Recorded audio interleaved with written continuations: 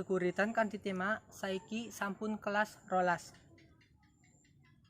Tepangaken nami kula Rizky Fahri Novianto saka kelas rolas TKJ 3 SMKN Setunggal Adiwerna.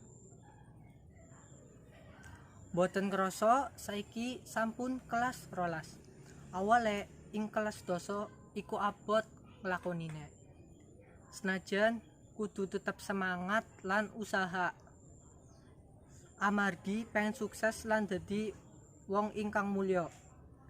Ing kelas sedoso emang awale iku abot. Akeh kahanan sing kudu dipahamine. Lingkungan kang anyar lan tatanan urip sing beda saka sadurunge. Kabeh kudu dilakoni ikhlas, ati lan tetep kuat. Ing kelas 11 wis mulai iso nrimo keadaan sing saiki. Nglakoni urip seneng ati lan bahagia. Amarga tresno marang sekolahku, sekolah kang kathah prestasine lan akeh kanca sing agawe nyaman.